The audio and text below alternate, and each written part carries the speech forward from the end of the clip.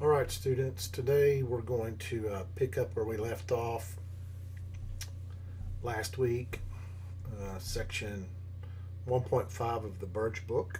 Today we're going to focus on significant figures, calculations with measured numbers, accuracy and precision. I hope that once we get finished with this section, you're able to complete assignment 1, and if you're still struggling, I definitely recommend that you take these questions to the first spotlight session and ask for the instructor maybe to work some of those problems out, or at least describe how you would go about working them out. So this section's really important because your numbers do have to have the correct number of significant figures. That's what conveys the precision of the measurement and may convey accuracy if there's no operator error. And then the calculations, once you see how we set up the calculations in this class, that is the way we do all the calculations in this class. So once you start the process of equalities become conversion factors, and then stringing those along to get your answer, that's what we're looking for here. And so let's talk about the significant figures.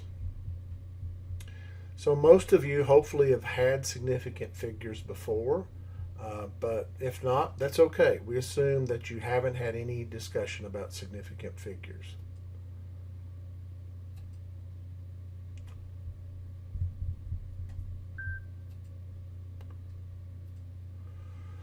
So what significant figures do is they convey how precise the measurement was made. And that's what they indicate, a measurement, which is different than pure math. So like if you have 2 oranges and you had 2 oranges on a table, there's no ambiguity about how many oranges you have. You have 2. That's a counted number. So that's what pure math is like. Pure math is based on counted numbers. And so everyone who would look at this would say there's 2. And so we would call that an exact number. So exact numbers have infinite number of significant figures. There's no doubt, there's no ambiguity in how many you have. So exact numbers are counted numbers. They are definitions, like when you say that 1 inch equals 2.54 centimeters, that's a definition. And so that's exact. So these have what we consider infinite number of significant figures. And what I mean by infinite is you can say this is 1.0000 out to infinity inches, and that would be equal to 2.54 centimeters. And it could be zeros after this, or what, zeros after this. Nothing's going to change out to infinity here. So this is an exact number. Same thing as this. We've defined already in the previous lecture that 1 kilogram, kilo means 10 to the third. So that's by definition, and 10 to the third is 1,000. So that's a definition. That's exact. So we don't look at it like, oh, this is only one significant figure, or this is one significant figure. This is exact. So it has an infinite number of significant figures. Same thing here. When we say a dozen, we know that's 12 objects. Those are counted eggs, so to speak. So there's no ambiguity about how many we have. And I would add to that, when somebody says I run 1 mile and they just spell it out, 1 mile, that means it's not measured, it's just a quantity, and so that's an exact amount. So when people spell something out like that, we also consider that exact. It's not got the uncertainty because you spelled it out. All right, so if those are exact, what are inexact numbers?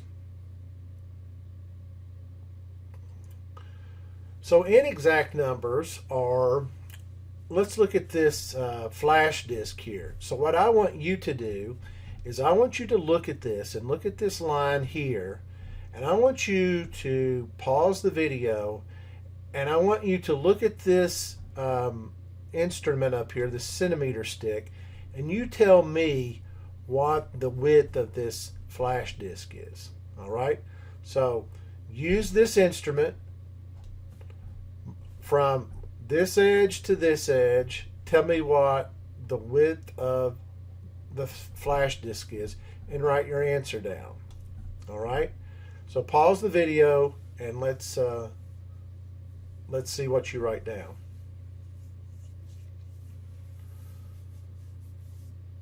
Okay, so welcome back. So what you would definitely, everyone who's watching this video, they definitely say it's 2 centimeters wide. So that's exact. I mean, there's no ambiguity there. It's 2 centimeters. All right? But then when we come to here, the question is, where does that fall? So I'm going to guess that it's 2.4 centimeters. 2.4 centimeters. Now, how did you, and you say, well, I wrote it's 2.40. Well, let me say, you can only make one measurement beyond the markings of the instrument.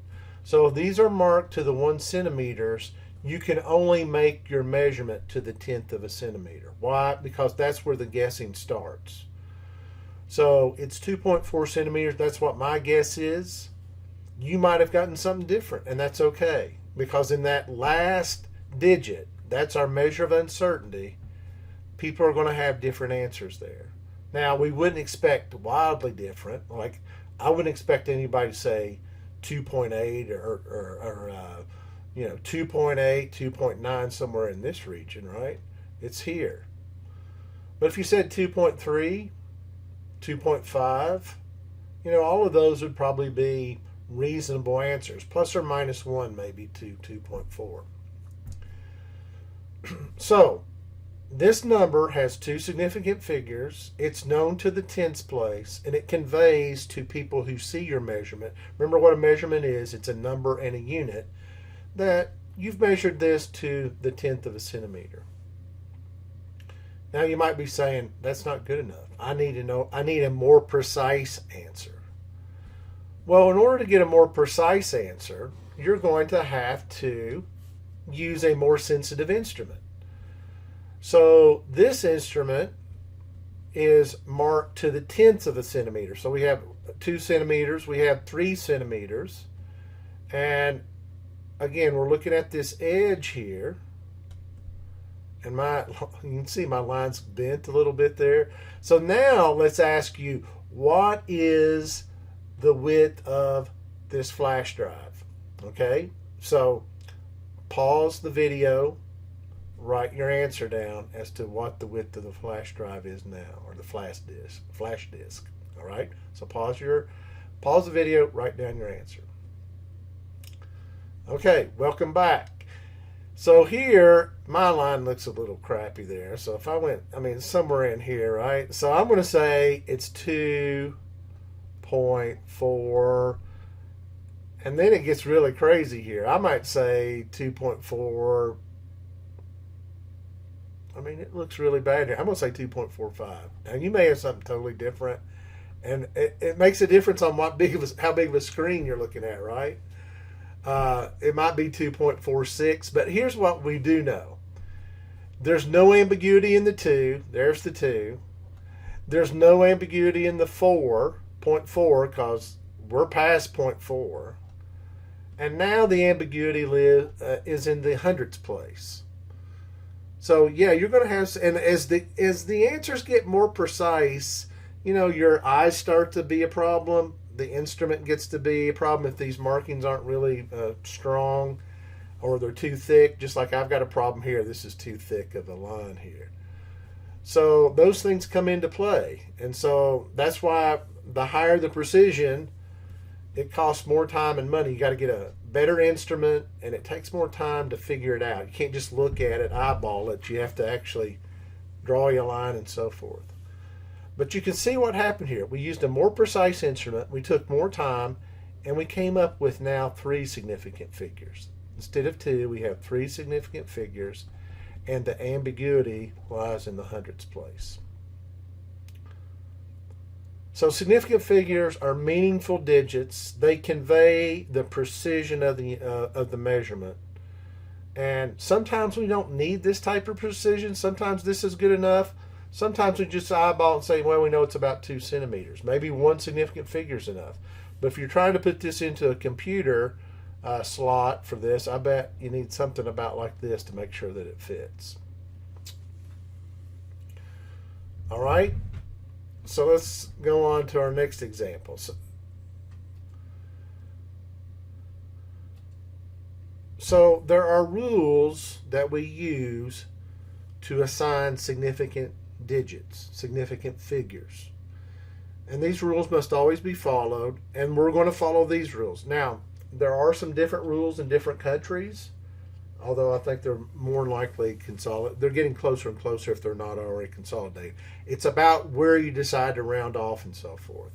But these first rules are pretty much universal, and that is, the first rule is any non-zero digit is significant. So with 112.1, you have 4 significant figures because they're all non-zero digits. And what I also want you to make a note of is that the least significant figure lies in the tenths place. You can write it as 0.1, or if you want to write it as a fraction, 1/10, you can do that. Most people write it as a decimal. So any non-zero digit is significant. All right, rule number 2, zeros located between 2 non-zero digits are significant. So when we have 50.08, these zeros trapped between these 2 non-zero digits make those zeros significant. So this has 4 significant figures, and the least significant figure lies in the hundredths place. So if I had 101, and it's a measurement, remember we're talking about measurements like in centimeters, this would have 3 significant figures, and the least significant figure would be in the ones place. So any zeros trapped between 2 non-zero digits are significant. All right, then we get into the trickier rules. These are the ones that give students and most people the most difficulty. So what happens in numbers less than 1? Numbers less than 1. So we have the number 0.0023. In numbers less than 1, the preceding zeros, that's these zeros here, are not significant. Now, I find students say, well, aren't they important? I mean, if I take the zeros away, I have the number 23, which is a lot different number than 0.0023. So the zeros are important. They're acting as placeholders, though. They are not conveying the precision of the measurement. So 0.0023 only has 2 significant figures, and the least significant figure lies in, this is the tenths, this is the hundredths, the thousandths, the 10,000ths place. So you can either write that as 1 over 10,000, or you can write 0.0001. But that's where this 3 lies. It's in the 10,000ths place. Okay? So zeros preceding non-zero digits, or another way to say this is numbers that are less than 1, the zeros out in front are not significant. They are important, but they're not significant. So when you have a number like this, got all those zeros, there's only one significant figure in that number. That's the 1. The rest of those zeros are placeholders. And you're going to see why we use scientific notation. Let me just show you this. So here's where the decimal is. We're going to move the decimal 1 place, 2, 3, 4, 5, 6 places. So we would write this in scientific notation as 1 times 10 to the negative 6, whatever the unit is. When we write in scientific notation, there's no ambiguity about how many significant figures we have. We only have 1. There's a 1 there, and that's it. The rest of those zeros, they're placeholders, and they're taken into account in the powers of 10 here. So if I had this for an answer in meters, I'd probably end up writing this down as 1 micrometer. We've talked about micro being 10 to the 6. I would probably make my final answer that just to make it less ambiguous. Easier to read, easier to convey than saying 1 times 10 to the negative 6 meters. All right, so rule number 3, numbers less than 1, the zeros preceding the non-zero digits are not significant. They're important, they're placeholders, but they're not significant. All right, rule number 4, this is another tough one, and that is in numbers larger than 1, the zeros trailing are not significant. So if they're not acting as a placeholder. So this number is correct. This number actually has 4 significant figures. These zeros are not acting as placeholders. They're saying, hey, I made my measurement to the thousandth of a whatever unit.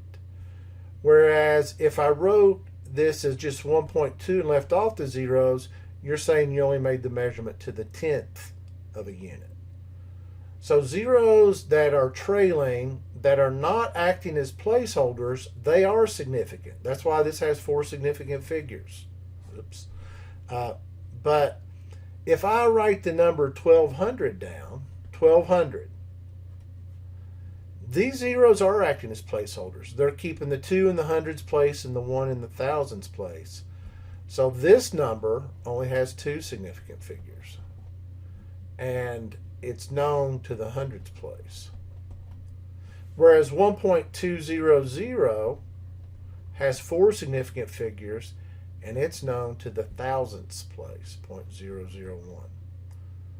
So those are 2 big different numbers, 2 totally different numbers, even though they got the same digits, and it's all about the zeros and the decimal. So if the decimal is holding the places, then the zeros are significant. But if the zeros are acting as placeholders, they're not significant, but they are important. They give us the magnitude of the number. 1200 is much larger than 1.2.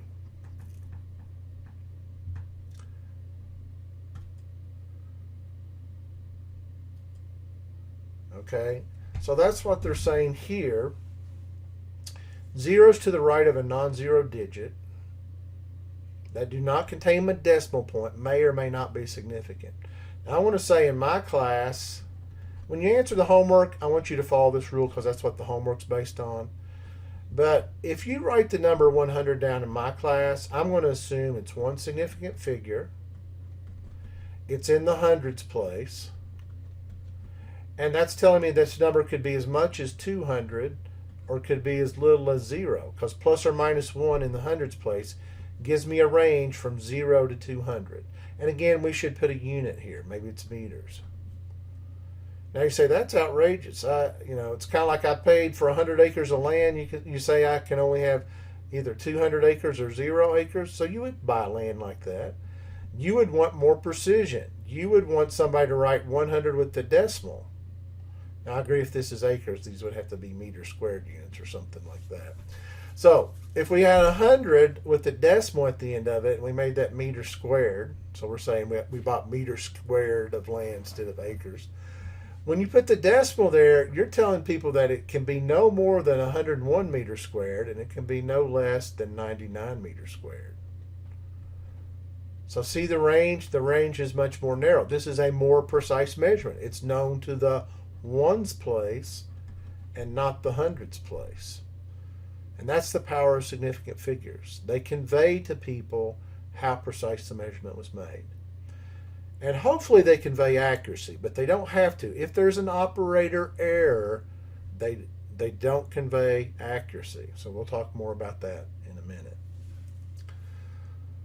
So what I want you to be able to do is, if I give you some numbers, you can tell me how many significant figures are in those numbers. And you can write them in scientific notation. Okay, so if you haven't ever had significant figures in scientific notation, here's a chance to go to the appendix in the back of the book. It's on mathematical numbers and expressions, and look over this section. Hopefully, you've had significant figures in scientific notation. It's common in a junior or senior level chemistry class to have this. So, in scientific notation, what this is saying is there's two significant figures because there's two non-zero digits. This 10 squared means 10 times 10.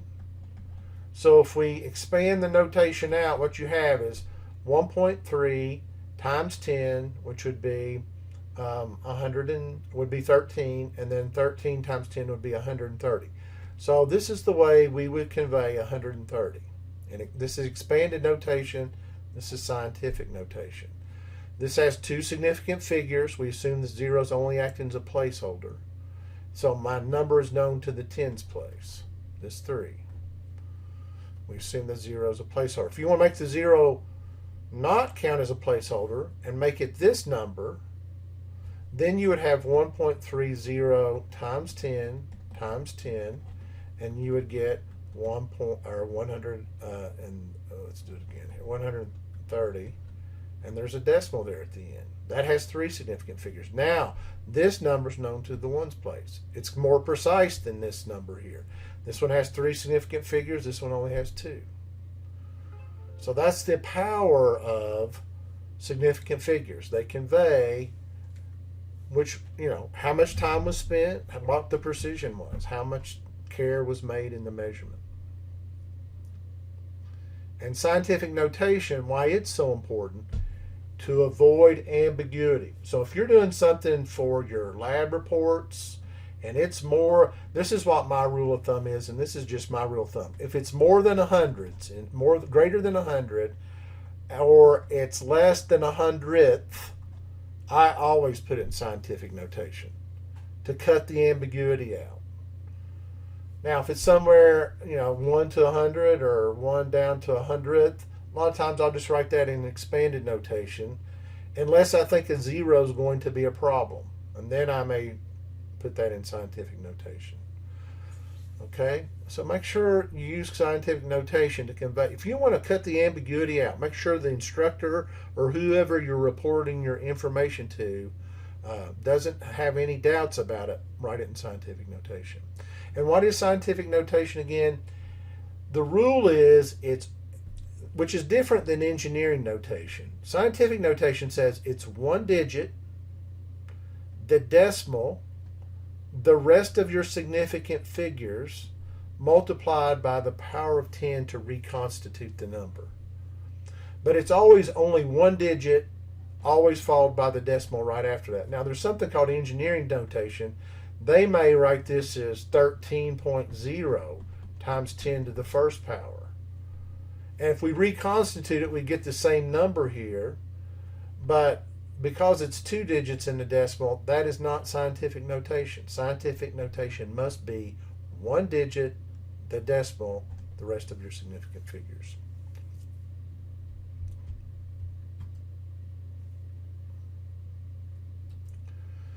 All right, so what I want you to do is I want you to pause the video, and I want you to tell me how many significant figures are in each one of these measurements.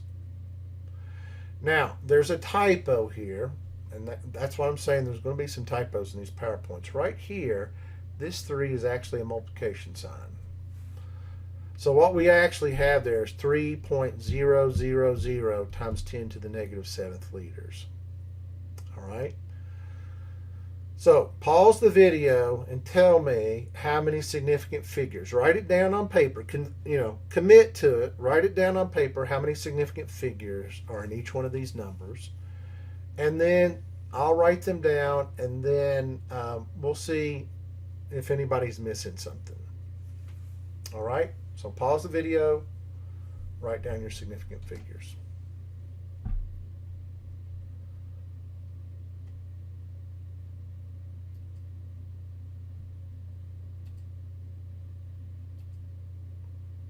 All right, welcome back. So the first one's real easy, right? It's got 3 non-zero digits. It's got 3 significant figures. No problem. Second one's real easy.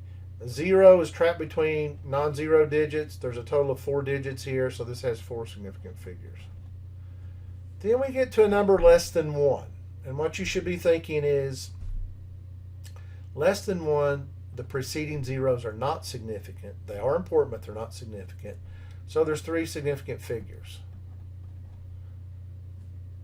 The 3, the 5, and the 6 are significant. Now, if you have some doubt, do this. Put it in scientific notation. This would be 3.56 times 10 to the negative 2 power. Move the decimal 1, 2 places to get 3.56. 3 significant figures. That's what the advantage of scientific notation is. No ambiguity. This number, this is already in scientific notation, so anything over on this side is significant. So there are 4 significant figures in that number.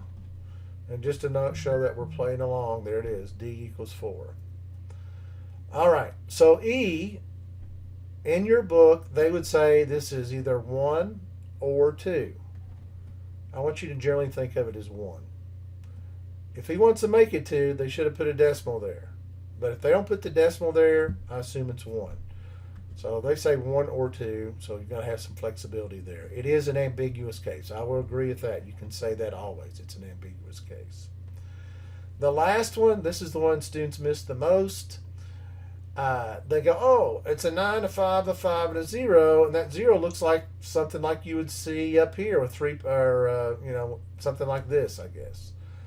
But is that 0 acting as a placeholder, or is it telling people you made your measurement to more precision? And their answer is it's not acting as a placeholder. If I take this 0 away, the 9 is still in the tens place, the 5 is in the hundredths, and the other 5 is in the thousandths place. This is telling people you made your measurement to the 10,000ths place. It's a higher degree of precision. So this 0 is not acting as a placeholder. This 0 is not significant either because there's the decimal there. But this 0 is significant. It's saying that you made this to the 10,000ths place. There is 4 significant figures here. Now I see a lot of students make this mistake on a calculator. If you subtract off something, and your calculator will spit out 9.55 because it won't spit at 0 out because it's a 0. So then students round this off to 3 significant figures when it should be 4 because that 0 was significant. It's kind of like this. Let me see if I can think of something. It's like when you got 1.99 and you subtract from it 1.09 or something like that. Your calculator is going to put out 0.9. Well, both of these numbers were known to the hundreds place. So what you should report as your final answer is 0.90. So 0.9 would be wrong. Both of these numbers are known to the hundreds. You should report your final answer to the hundreds. This is actually 2 significant figures. If you just write 0.9, you've cheated yourself out of the precision of the measurement. So just keep that in place. We're going to see that when we talk about operations with significant figures. Addition and subtraction. You can lose significant figures or you can gain, and so we got to watch that. All right, I hope that you understand what we've done here. You think it's easy, and it is. If you need more practice with this, I would try some of the problems in the back of the chapter, the odd ones, so that you get more repetitions on how many significant figures are in the number. All right, now we get into operations, and this is the most missed. I think this is the most missed part of significant figures right here. It is the most missed part. Even me saying this in class, even me telling you right now, and I'm going to tell you, you need to concentrate on this the most in significant figures because this is the most missed part. Addition and subtraction of significant figures causes students the most problems. Why? Because in order to add 2 numbers or to subtract, the decimals have to be aligned. And right now, this doesn't even show. So here's the exact reason you have a problem. So we're going to add these 2 numbers together. And right now, it looks like this 0 is under this, is lined up with this 1. But when you look at this number, this 0 is only known to the tens place. This 1 is to the thousandths place. This 0 is to the hundredths place, yeah. And this 1 is to the thousandths place. This is a higher precision number. This is known to the thousandths. This number is only known to the hundredths place. So make sure your decimals are aligned when you're writing this stuff out. Now, what you're going to do is you're going to punch this out on the calculator. You're going to just say 102.5 plus 0.231, and the calculator is going to spit out that answer there. And you go, that's my answer. Well, no, this is where it gets to be tricky. When you're doing addition and subtraction, the number that is least precise determines how many significant figures you can report in your final answer. So if I was doing this, I would have 102.50, and then right below it I'd have 0.231. Now the decimals are lined up. And here's where the problem is. I don't know what's in the thousandth spot of 102.50. I don't know what's after the 0. So when I write this down, 102.73, I don't know what that number is after the 3 because I don't know what this number was here, because this measurement wasn't as precise as this measurement. So when I get to report my final answer, I know what's in the tenths place. There's no ambiguity here. I know what's in the hundredths place. There's no ambiguity. It's a 3. But what I need to do is look at the number adjacent to it. If the number adjacent to the 3 is 5 or less, I round down and I would write that as 102.73. If this number had been a 5 instead of a 1, if this number here is a 5 instead of a 1, so 5 or greater, I would round this 3 up to a 4. I'd made it my final answer 102.74. And that's the rule.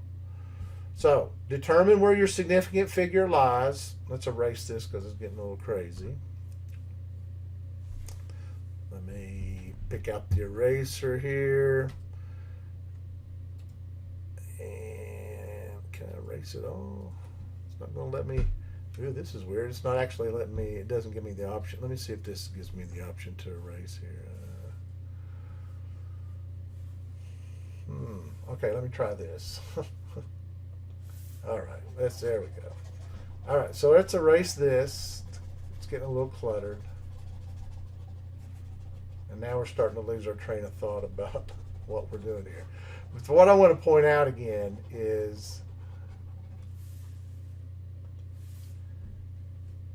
you only know to the hundredths place because that's your limiting factor right there. That's your least precise measurement. That's where the largest uncertainty is.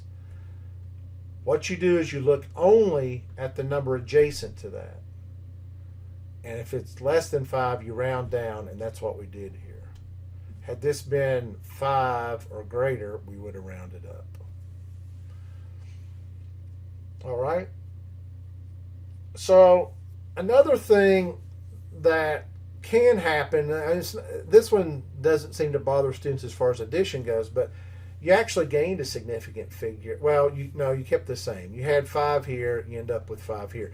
But sometimes when you add numbers together, like if you add 3 plus 7, those all have one significant figure, but you get 10. Now you have 2 significant figures.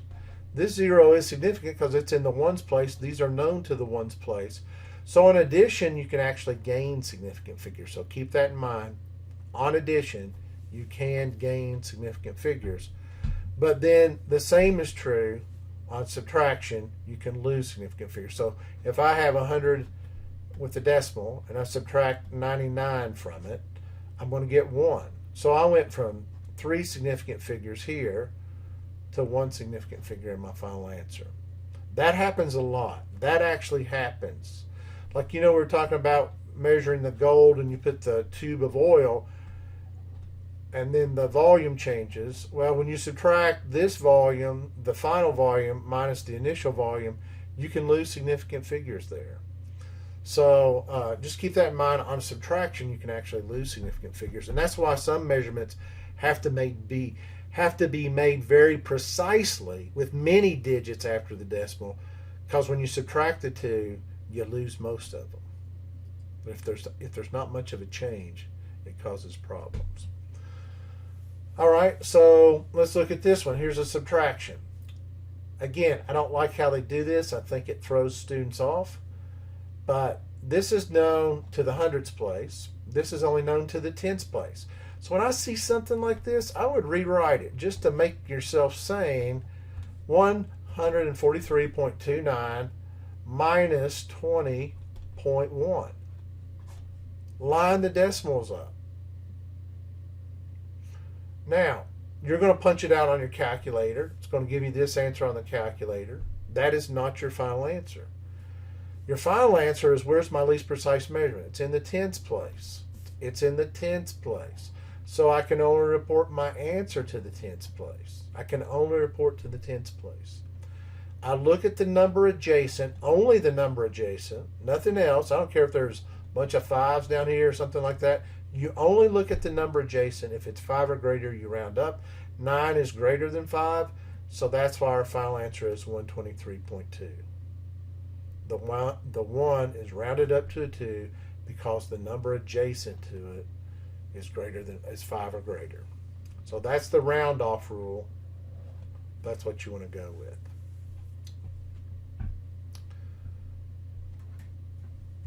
Just remember, subtraction, you can lose significant figures. All right, here's the easy operations in significant figures. Multiplication and division. And I find what students want to do, once they learn this rule, they want to apply it to everything. They want to apply it to addition and subtraction. It doesn't work that way. So you have to make sure when you're following your significant figures, multiplication and division has one rule, addition and subtraction has a different rule. So multiplication and division is real easy. All you do is you go, how many significant figures in this number? You should say 2 significant figures. How many significant figures in this number? You should say 4 significant figures. 1, 2, 3, 4. You multiply them together on your calculator, you get this. And that's what I see students, like they hadn't had any chemistry significant figures, they write that down in their answer and they say, there's my answer there. If you write this answer down and connect it, we'll count it wrong. And you'll be going, I did it right, I got the right answer. That's what the calculator spit out. But it's not got the correct number of significant figures. If you don't put your answer in the correct number of significant figures in connect, it will count it wrong. And it throws students off because they go, I know I calculated this right. Well, you didn't put the right number of significant figures. So when you multiply or divide, whatever number has the least number of significant figures, that's how many significant figures you can have in your final answer. Since 1.4 only has 2 significant figures, you can only report 2 significant figures in your final answer. So we look at the first 2 here. We look at the third one. It's less than 5, so we round down, so 11 is the correct answer. 2 significant figures. 11 is the correct answer, round down. All right, let's look at this one. I've got 4 significant figures divided by a 5 significant figure number. So we can only have 4 in our final answer. Now, because you're dividing a small number by a larger number, yes, you're going to get a number less than 1. That's why there's zeros out here. Remember, those are placeholders. So the significant figures, the 4 significant figures are the 3, the 7, the 8, and the 2. Those are my significant figures. These are placeholders. They're important, but they're placeholders. So I look adjacent to the 2, right next to it, and it's a 5. That tells me to round that 2 up to a 3. So my final answer is 0.03783. And let me just say, if I was writing that down for a grade, I would probably go on and convert that to scientific notation and say 3.783 times 10 to the negative 2. Right? Move the decimal 2 places. 3.783 times 10 to the negative 2.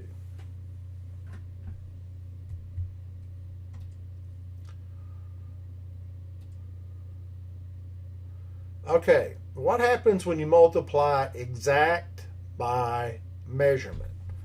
So here we've got, let's say this is 3 pennies and each one's 2.5 grams. Well, you measured this using a balance. You used an instrument to come up with that number here. But the 3 you counted. The 3 is exact. It does not determine significant figures. This measurement only has 2 significant figures. I can only report 2 significant figures in my final answer since we're multiplying here. All right? So exact doesn't limit it. It's the measurement. It is always the measurement. The imprecise or uncertainty in a measurement determines the overall significant figures in your calculation.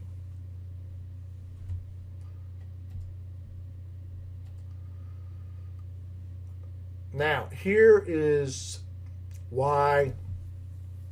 Let me show you why. I want to talk about 4 here because this is, I think it causes some problems with some of my students.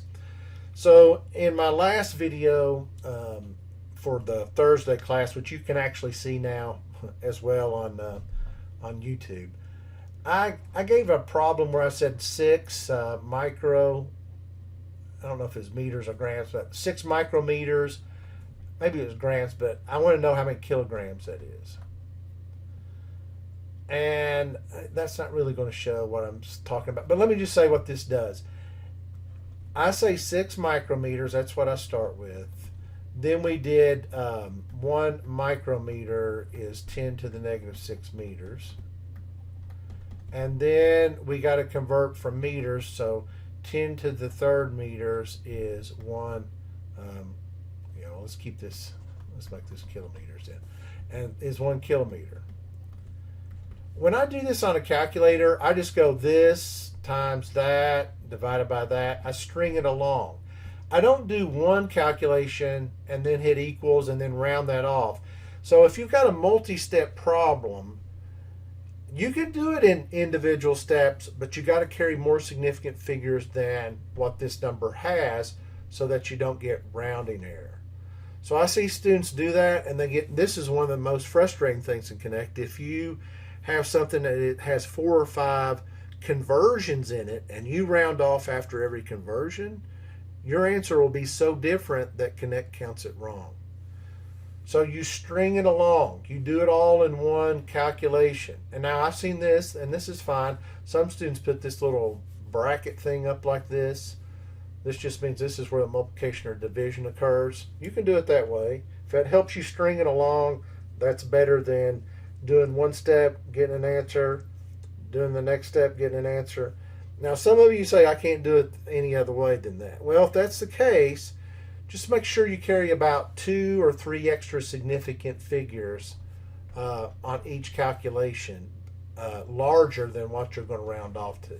So if this has 1 significant figure, yeah, you need to carry 2 or 3 past it so that you don't get round off error, because it's a problem when you round off. All right, let's look at the next problem. So again, what I want you to do is I want you to work these problems out. And so pause the video at this point and get your paper out, get your calculator out, and I want you to work out all these problems. Okay? So work them all out. And when you feel you have confidently answered every one of these problems, then start the video back up and let's see how close you are to the actual answers. So what you're going to have here, these are testing you on addition and subtraction functions.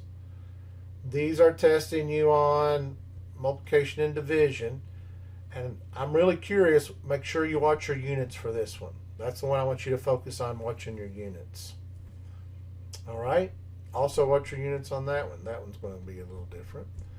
And then the last one, why it's so important, is this is the one that gives the students the most problems right here. And you may have it on an exam. You may have it on a quiz. What happens when you add 2 numbers that have different powers of 10? What happens when you have 2 numbers that are different sizes and magnitude? How do I add or subtract those and make sure I have the correct number of significant figures? So I want you to try to figure that out on your own. This one will take the most time. And then we'll see what your methodology is, and we'll see if you come up with the right answer. And if not, we'll show you how to do it. All right, so pause your video.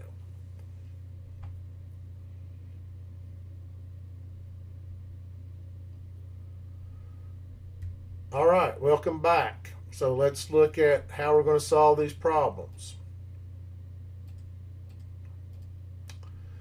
So the first one, hopefully you did the same thing they did. No, hopefully you didn't. Make sure you line that up. Say 317.5, and then right below it 0.675. Be aware that both of the, before you can add or subtract, these both have to have the same units. That's important to know. Had the 0.65 been in liters, you'd have to convert that to milliliters before you can add or subtract them. So we're adding these together. They are of the same unit. You can only add the same units together. And what you see is this is a more precise measurement. It is known to the thousandths place. This is only known to the tenths place. So when you add them together on your calculator, you get this number, and then you go, hey, this is only known to the tenths. I don't know what's in the hundredths or the thousandths place of this number. So you can only report your answer to the tenths place. You look adjacent to the 1 and it's a 7, so you round up, and so 318.2 is the correct answer. And again, once you learn this technique, you don't forget it. You use it from here on out in all of your science courses, and especially your lab, because your lab instructor may count off for significant figures. I know I do, and I'm going to count off for significant figures, and Connect is going to count off for significant figures. If you wrote that down as your answer in Connect, they count it wrong. If you don't round off, they will count it wrong. So that's what you got to be working with when you're dealing with Connect. All right, the next one, they did a little bit better job. They do have the decimal here, and the 8 and the 0 and the 0 and the 7 line up. So again, least precise measurements, this one, it's known to the hundredths place. So I can only report my answer to the hundredths place. I look adjacent to it, it's a 5. If it's 5 or greater, you round up, so that's why this 2 becomes a 3. So 45.73 liters. Again, make sure both things are the same unit before you add or subtract. All right, these are the hardest. These are the ones the students miss the most, other than the last one.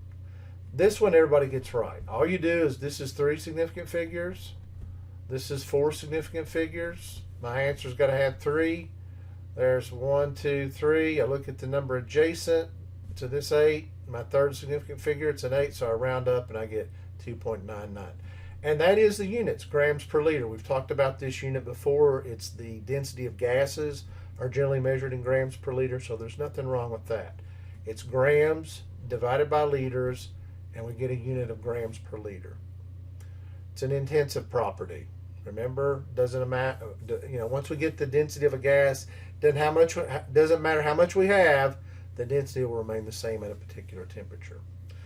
All right, so this one, we got 3 significant figures. We're multiplying by 4 significant figures. We should only have 3 in our final answer. Easy. We look at the 3, which is adjacent to our third significant figure. It's less than 5, so we round down. So it's 7.34. 4 doesn't change. Here's the most common missed part of this. It's centimeters squared. When you take a length times a length, or a width, or a height, or whatever, you multiply centimeters times centimeters, you get centimeters squared. That becomes an area. It's no longer a length, it's an area. Kind of like how we derived volume, which is length times width times height, or the side of a cube, something like that. That becomes a volume. Well, if we multiply a length times a length, we get an area, like a carpet. All right. Let's move on to the last one. There's actually 2 ways to do this one. Do they show both ways? Let me see if they show the other way. Nope, they don't. All right. So in order to add 2 numbers together that have different exponents, this was 10 to the third and this was 10 to the second, you got to get these in agreement. These both have to be of the same power of 10 before you add them together. Okay, so let's go back because I don't remember what that number was right off the top of my head. It's not been that long ago, right? It was 4.991 times 10 to the third. All right, 4.991 times 10 to the third. So what they did, they had 4.991 times 10 to the third. They took a power of 10 out and multiplied 4.991 by 10. So both of these are 10 to the second power, and that makes this 49.91 times 10 to the second. Now these are in agreement with their exponents. You can't add these numbers together. Notice both of these are known to the tens place. So this number is known to the tens place, and we have 55.37 times 10 to the second grams. We're adding them together. So it's not grams squared, it's grams because we're adding. Now, do not leave the number in that case. This would be engineering notation. We want scientific notation. So so we move the decimal one place this way, which means we give off a power of 10. The 10 goes over here, and we get 10 to the third. Now, I'm going to show you a different way to do it. This is probably the way I would have done it. That's why I was wondering what they did. I would have said 4.991 times 10 to the third, and then I would have made this 0.546 times 10 to the third. Then I would have added those together, and oops, I did that wrong. It'd be 5.46. Let's see, no, 0.456, and that was 4.919. Yeah, I would have done it that way, and then I would have got this number here. All right, so I wouldn't have to do this conversion to that conversion. But either way, you're going to come up with the right answer. Just make sure the exponents agree with each other before you add them or subtract them.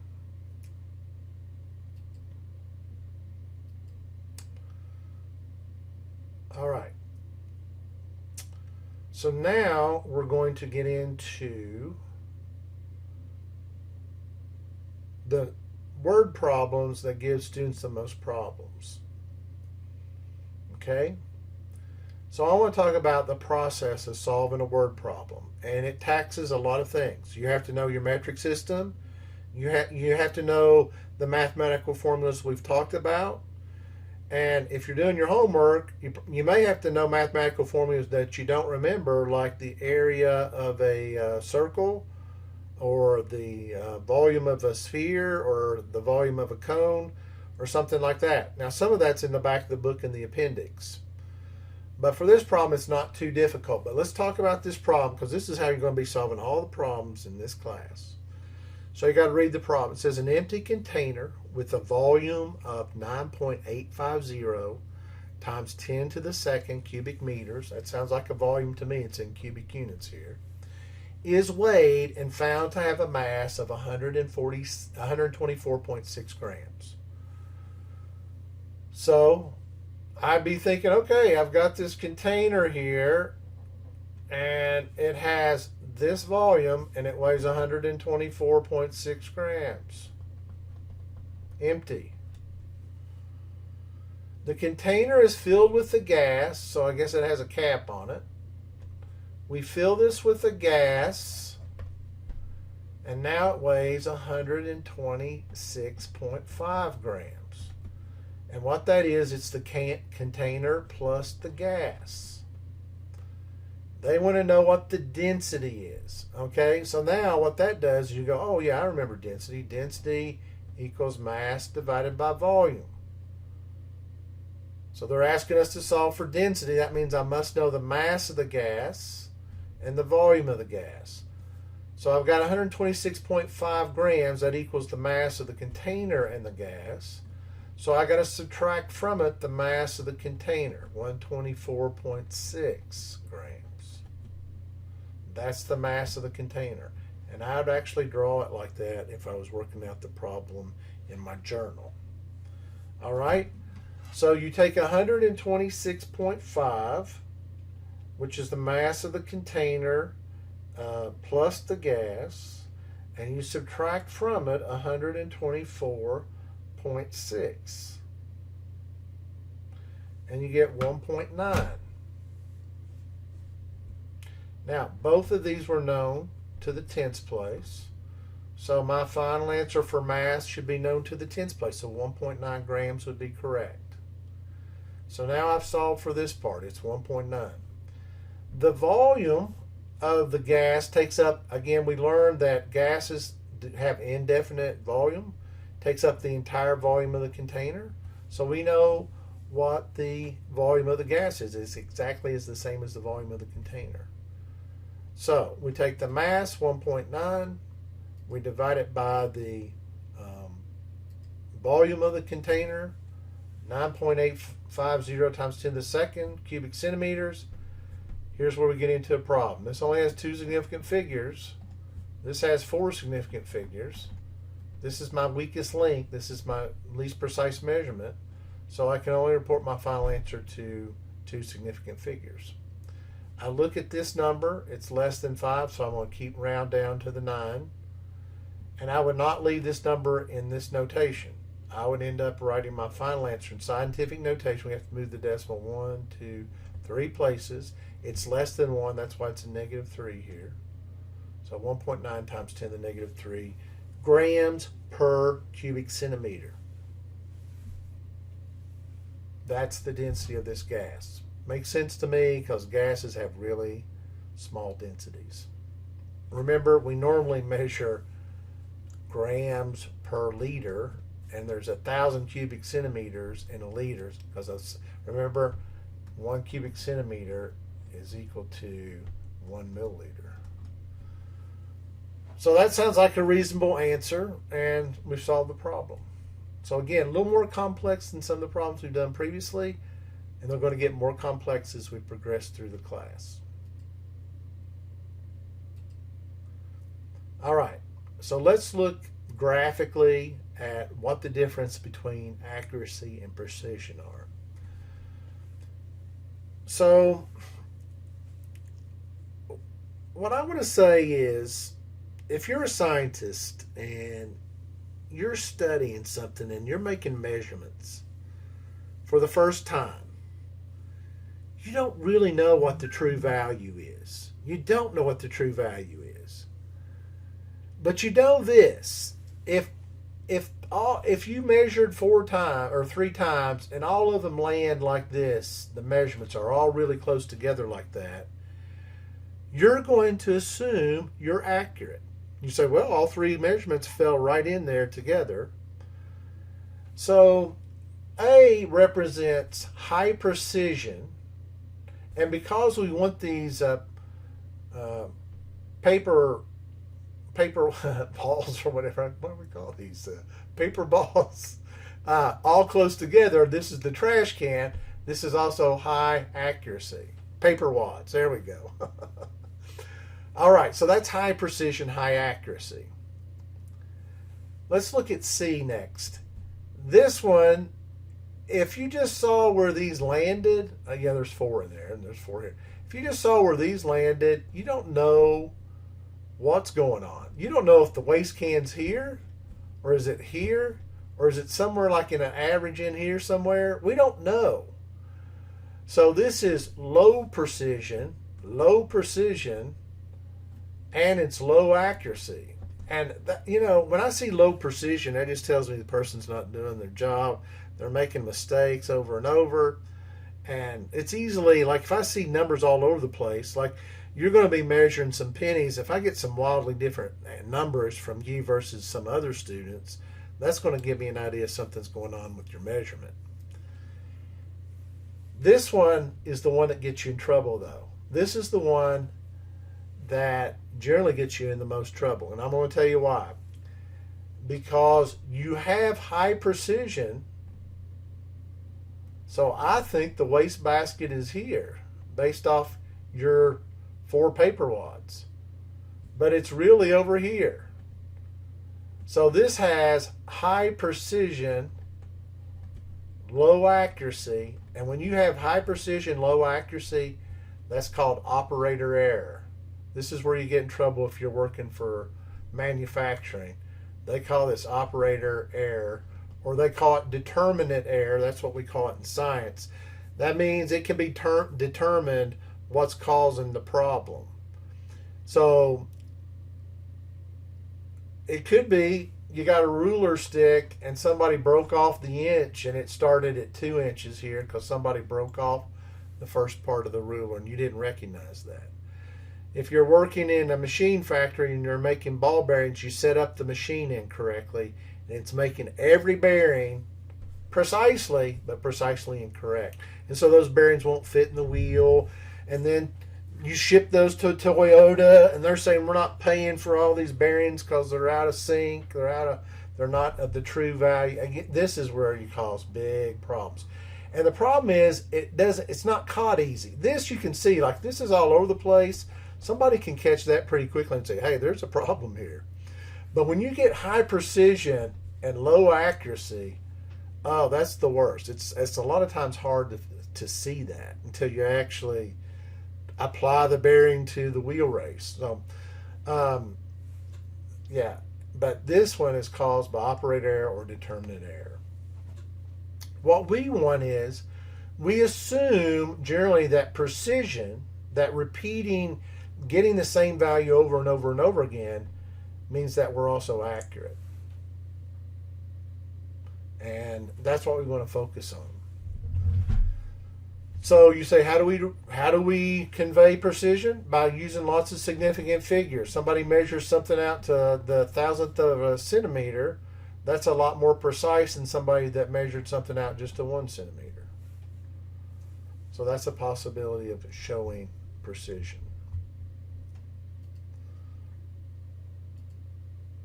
All right, so this is what it looks like in the lab. We're grading your lab reports, and we got 3 students here.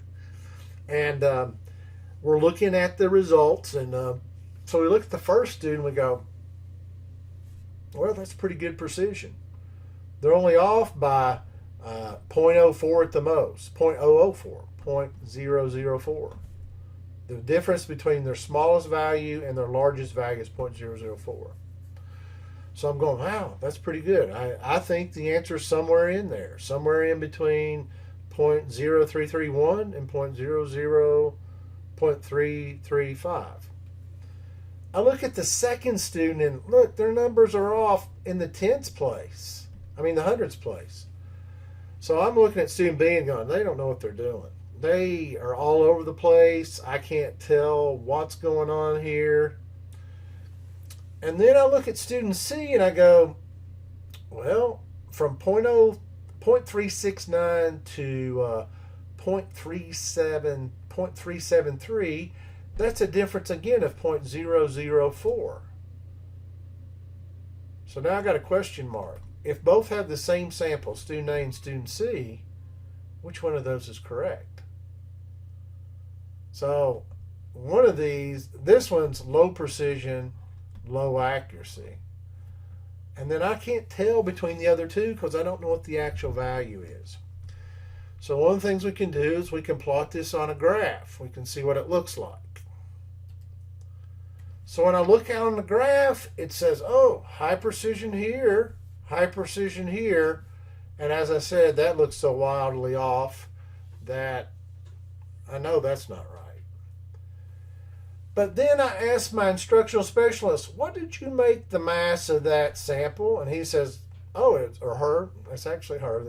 So she says, well, I made it 0.370 grams. And I go, well, how do you know it's that? Well, she's measured it 3 or 4 times, and she has a PhD, and I assume that she's made a good measurement. All right? So here's the true value. And then I find out that, hey, C is the one that has the high precision. It's high precision, high accuracy.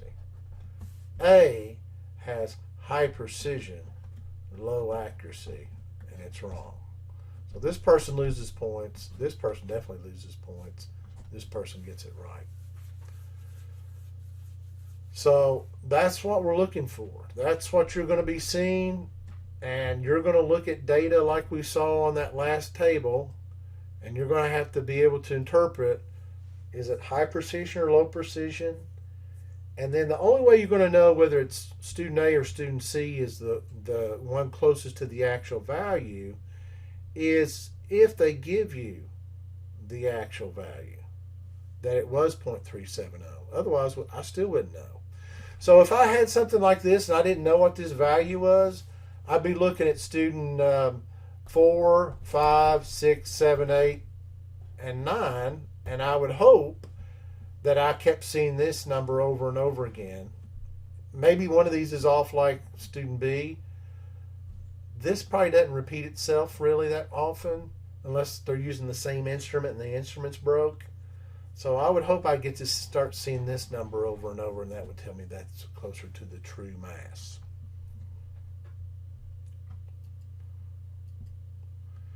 All right, dimensional analysis. Again, this is how we do all the problems in the class, right here, tracking your units. So you've got all the tools that you need to do the dimensional analysis. You have the metric system. You have the powers of 10. You have the units. You have significant figures. Now you have density.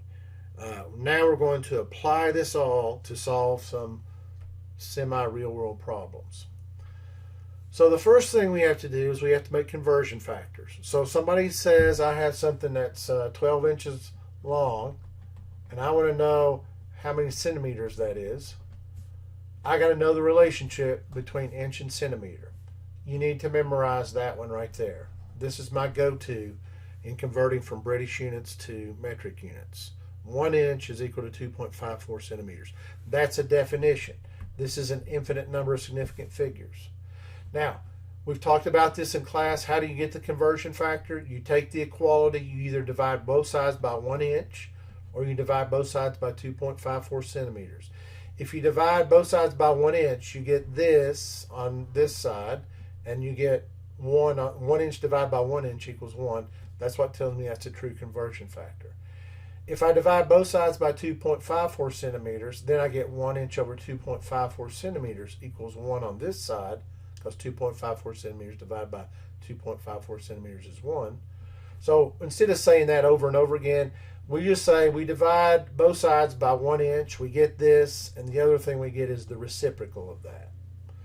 Now, why do you say that's important? Well, first of all, it's important to remember that you always get 2 conversion factors for every 1 equality. That's important. And then the other thing that we get out of this is that if I want to convert inches to centimeters, I need the inches in the denominator. That's what you got to look at. If I want to convert inches to centimeters, then I'm going to multiply this up here by 2.54 centimeters over 1 inch. And the inches will cancel out, and then 12 times 2.54 is going to give me my answer.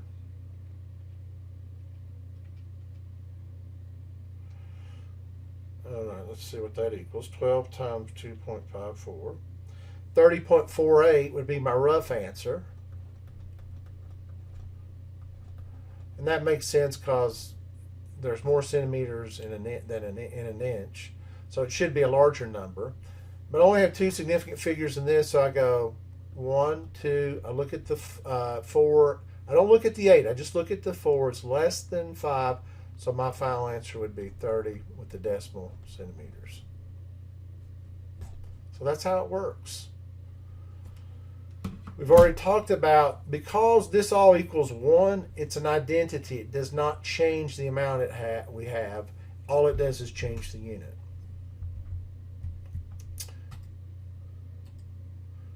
All right, so actually, I chose the right thing. So there it is. That's what it looks like. They did it nice and neat for you. But the whole thing is, you want to make sure the units cancel out, and you're left with the units, and then that's your rough answer. Now, they have 4 significant figures here, so this is a definition, so they should have 4 significant figures in their final answer. So see the difference? I only had 2 in mine. I just went with 12 inches. So I only had 2, so I came up with 30 centimeters.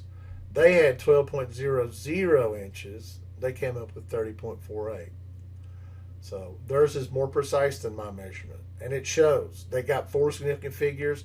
I only have 2. All right. So then the next thing is I don't want to know what the answer is in centimeters. I want to know what it is in meters. Now, this is where I have a problem with what they're doing. So what I want you to do is I want you to say, by that chart that we looked at in the last PowerPoint, 1 centimeter is 10 to the negative 2 meters. That's what centi stands for. So I want you to make that into a conversion factor. So if you want to get rid of centimeters, you would divide both sides by 1 centimeter. And that's what we want. We want to get rid of this centimeter here, so we need centimeter in denominator. And so watch what happens. This side becomes 1. There's my true conversion factor. So instead of writing what they have here, what I would have is 1 centimeter here is 10 to the negative 2 meters here. And then you go, why would you do that? It looks harder. Because it keeps repeating what the definition of centi means, 10 to the negative 2. When you say there's 100 centimeters in a meter, you're saying, you're doing an extra step. You're going, okay, a centimeter is 100th of a meter, so it takes 100 centimeters to make a meter. So you see all that logic? Where my logic is, centi means 10 to the negative 2. That's what it means. So if you do it that way, over the long run, you'll make less mistakes than if you start going, well, there's 1,000 millimeters in 1 meter. That requires extra thought to do that. It's better to say 1 millimeter equals 10 to the negative 3rd meters. Milli means 10 to the negative 3rd. So that's the only problem I have with this calculation. Now, how do you put this part in the calculator? Now, that's where it gets a little tricky. You have to put the number 1 in, and then on your Texas Instrument calculator, it's actually a second function that gets you the EE key. It's it's usually in the second column right above the numbers, and you'll have to hit a second function to pop up the EE, and then you'll put in a negative 2. And now this is not minus 2. There's a negative key down there close to the bottom register. Put that negative in and put in a negative 2. So you have to put in all of that to represent that in this calculation. And what I will do is, I think I've got a video on that in Professor Chemistry. I'll try to post that with it to show you how to use your calculator. All right, one last thing about this one. Again, 4 significant figures. This is a definition. This is a definition. I better have 4 significant figures in my final answer. It's all multiplication here. So that's generally what we want. If your measurement has 4, you don't want anything between here and here interfering with how many significant figures you're going to end up with. If you measure this to 4, you want your final answer to be in 4. So these, by definition, do not affect significant figures, so that's how we get 4 here.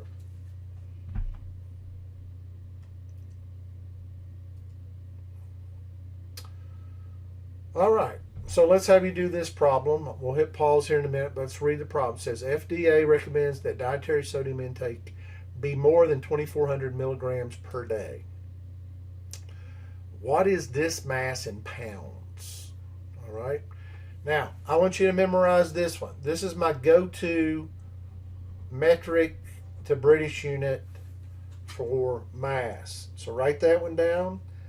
And in fact, you can say 1 pound equals 454 grams. I usually don't carry it out to the tens place. I don't think anything in the book requires to the tens place. So if you want to memorize that as 1 pound is 454 grams, that'll do you fine. All right. So what I want you to do is I want you to calculate this out with the correct numbers, significant figures. So hit pause on this presentation. Write out your entire problem. Write out your conversion factor. Actually, this is what I want you to do. I want you to first come up with your plan of action. How are you going to get from milligrams to pounds? How are you going to do that? And with this is the only conversion factor that you know. All right? So come up with your plan of action first. That's the most important part of the problem. Then I want you to physically show me the conversion factors. Like if you need to get rid of grams, then you're going to divide both sides by 453.6 grams. And that's going to cause this side to become 1, and there's a conversion factor of grams to pounds because it's asking for mass in pounds. So eventually you're going to use that conversion factor right there. Okay? And then once you string it along and get your answer, then you'll have your final answer. Your final answer will be the correct number of significant figures in your answer. And don't forget to add the units. The units are important. Okay? So pause the video, work out the problem, and then start back up.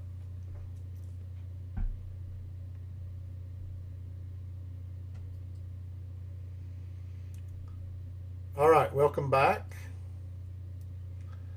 So, again, I have a little bit of a problem with the way the book sets this up. I would say that 1 milligram is equal to 10 to the negative third grams because it keeps reiterating what milli means. So here, for my conversion factor, I would have had 10 to the negative 3 grams, not this, is 1 milligram. And then you can have the reciprocal, 1 milligram here and 10 to the negative 3 grams here. And then here's our conversion that we did with the equality here. We divide both sides by 453. We get this conversion factor. If we divide both sides by 1 pound, we get the reciprocal of that conversion factor. So, my plan of action, the most important part of any dimensional analysis problem is to come up with your plan of action. So what do I mean by plan of action? Well, the problem started out in milligrams of sodium. I have to convert that to grams of sodium before I convert it to pounds of sodium. You say, why is that? I don't know the relationship between pound and milligram. I know the relationship between pound and gram. But the number is in the units are milligrams. But I know how to convert milligrams to gram. That's easy. 1 milligram is 10 to the negative 3 grams. That's why I have this conversion factor. So this is the most important part of any problem, the plan of action. This is where your thoughts, your experience, your knowledge is applied to solve the problem. So I write down what I have, 2,400 milligrams. I want the milligrams in the denominator and the grams in the numerator so that the milligrams cancel out. And I would have 1 milligram here, and I would have 10 to the negative 3 grams here instead of what they have. Then I want to get rid of the grams, so I need grams in the denominator. So I take my conversion factor up here. I know that I need to divide both sides of this conversion factor by 453.6 to use this particular conversion factor. I plug that in right there. I did it correctly because the grams cancel out. I'm left with pounds, which is what the question is asking for. And so I take my calculator and I go 2,400 times 1 exponential negative 3. That takes care of that on the calculator. I divide by 453.6 because this is in the denominator. If it's in the denominator, even though it's a multiplication symbol here, you actually divide because it's in the denominator. So divide by 453.6, and this is what your calculator ought to spit out. All right. So don't write that answer as your connect answer. If you do, it'll count it wrong. What you have to do is go back and look at this number here. Now, I would say this is 2 significant figures. If it's 2 significant figures, I'd go 1, 2, and I'd say the 9 and 1 are not significant, and I would actually have 0.0053 as my answer, and that would be 5.3 times 10 to the negative third pounds. Now, the book says this is ambiguous, so you could have all 4. You could leave it like this. They probably did count it correctly. Or you could write that as 5.291 times 10 to the negative 3 pounds. I think this answer is more correct, but I would say Connect will let you do either one of those, since you should have at least 2, no more than 4. Anything outside of that, they're going to count it wrong. All right, so let's go through it again. You read the problem. This is how all these problems go. You look at the problem. This first part up here is kind of fluff. You can still read it. But then we get to the meat of it. What is the mass in pounds of 2,400? Well, I guess that part wasn't. 2,400 milligrams of sodium. So I guess there is some out of that. All right. So they give you the relationship. I want you to memorize the relationship that 1 pound is equal to 453 or 454 grams, 53.6 or 54. And then once you have this, the next most important thing is we can't go from milligrams to pounds. Why? Because we don't know the relationship. We don't know the relationship between milligram and pound. So, but I can convert milligrams to grams because I know, according to that table, that you have to memorize 10 to the negative 3 grams is a milligram. And then once I get to grams, I can go to pounds. That's my plan of action. So I come up with that plan of action before I start doing anything else. I write that down, my plan of action. Right here. Write this down. Each one of these arrows represents a conversion factor. What are my conversion factors? The first one is to convert the milligrams to grams. That's what we're doing right there. Let's erase that so you can see that better. All right, first thing we're going to do is convert the milligrams to grams. The next thing we're going to do is once we get grams, we need to convert that to the unit we're looking for up here, which is pounds. Pounds. All right, so there's our conversion factor. There, we plug it in so that the grams cancel out or become ones, what the mathematicians would say, and we're left with pounds. That's what the question asked for. So I know I've got the right unit. Now it's just a matter of coming up with the correct number of significant figures. They should count that answer or this answer. That's how all the problems work in this class. It's the same process. It's just that, okay, so where do students have a problem? This is where they have the biggest problem because that's where the thinking from you is required. How to take a complex problem, break it down into digestible pieces. Why do students have problems with this? Because they don't have these relationships down automatically.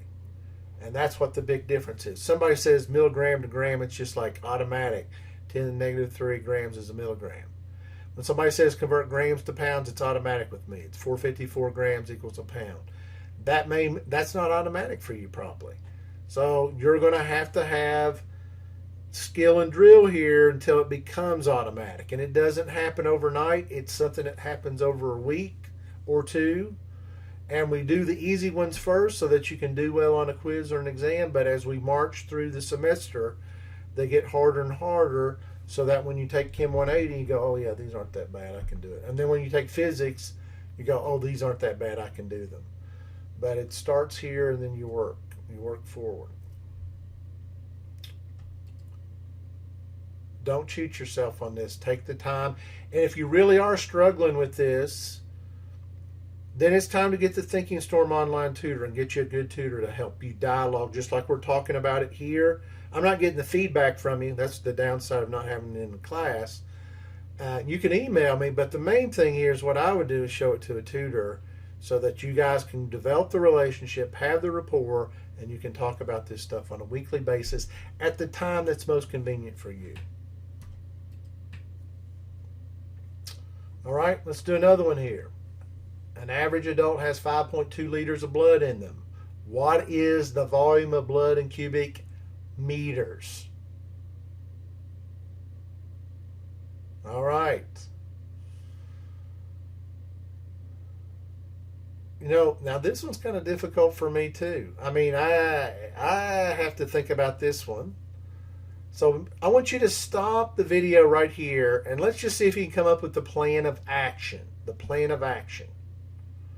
If you can do that, then you're in pretty good shape. If you can't, it's okay. This one's a little challenging, But if you can come up with a plan of action for this, you'll be in great shape. It means you're thinking, you're taking the knowledge that we've gained from reading chapter 1 and doing the problems and the assignment, and we're starting to get into a more complex problem here. So stop and see if you can come up with a plan of action.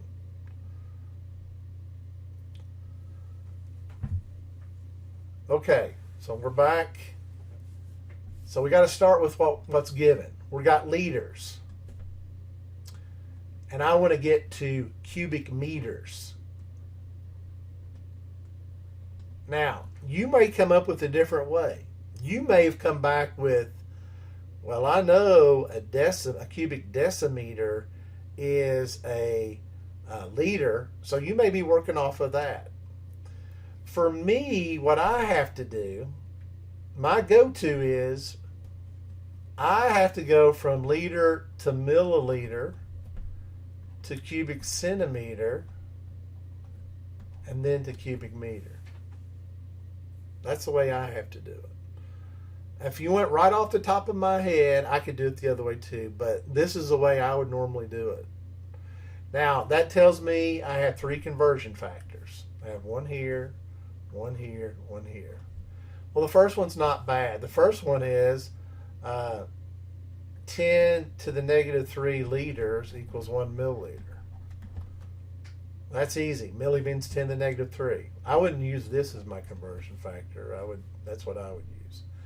And then I know that 1 milliliter is equal to 1 cubic centimeter. So that's not hard. That's easy. The last one's a little harder. I know that 10 to the negative 2 meters equals 1 centimeter. That's a length unit. I need it cubed. So this one's going to be the little bit trickier one. I'll show you that one. So I don't know if they did it that way or not. Let's look at it and see how they did it. But that's the way I would do it. And you may have come up with something different. And that's okay, because what you're going to find is the problems become more complex. There's more than one way. There's more than one path to solve the problem.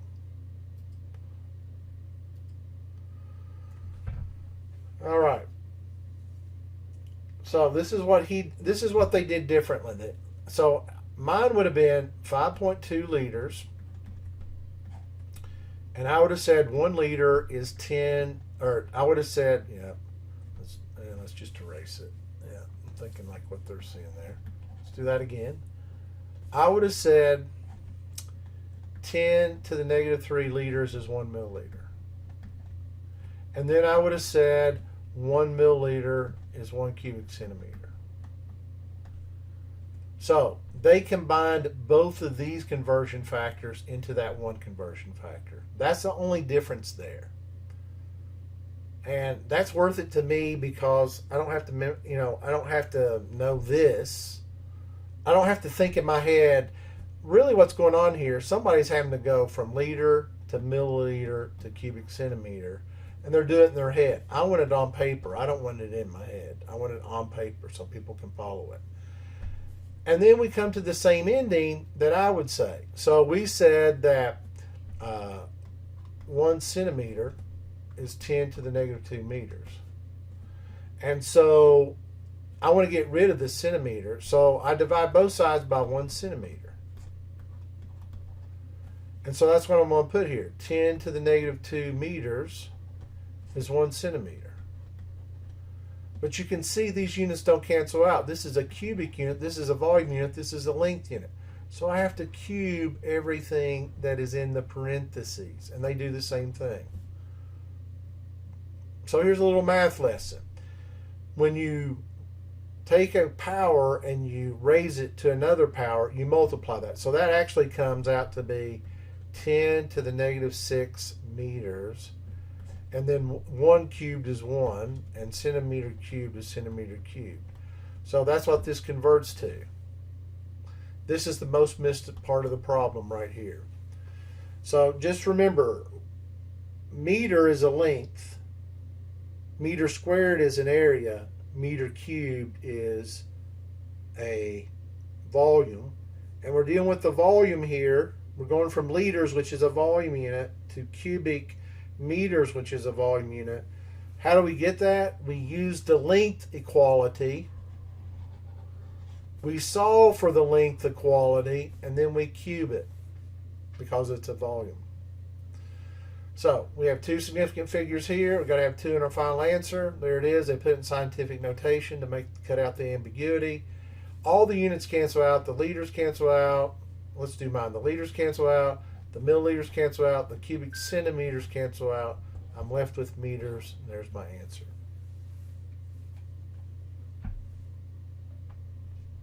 All right.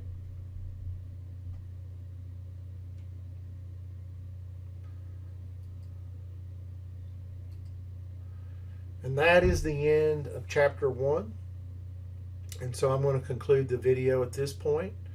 And then the next video will go into chapter 2, and I'll cover what we were supposed to cover for chapter 2 this week. And so I'll be looking for another video based on chapter 2. I hope this is beneficial. If not, if you need more help, you're definitely going to the Spotlight session. You can bring this stuff up in the Spotlight session. You can start your Thinking Storm online tutoring. You can email me. Those are your options to make sure you understand the material in chapter 1. Now, if you are totally lost, you say, I cannot do this. This is not for me. I don't know where to begin. I've tried the tutor. I've tried the Spotlight. I still don't understand it. What I would tell you to do is withdraw from this class now and take Chem 140 before you attempt this class again. And there is a Chem 140 offered online starting in September. It's a 12-week class, and that's why we have that class. It's a fallback class for students who realize I'm over my head, this is going way too fast, I don't understand it, because really chapter 1's a review for most people.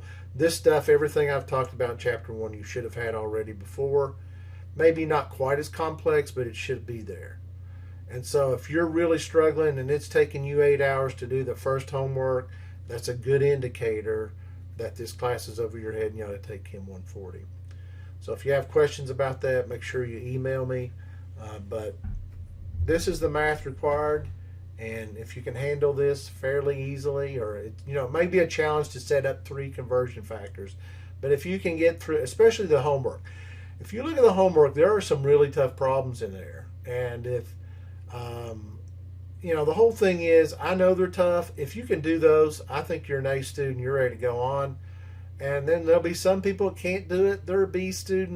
But if you want to be a true A student, you've got to tackle those hard problems. They're more conceptual.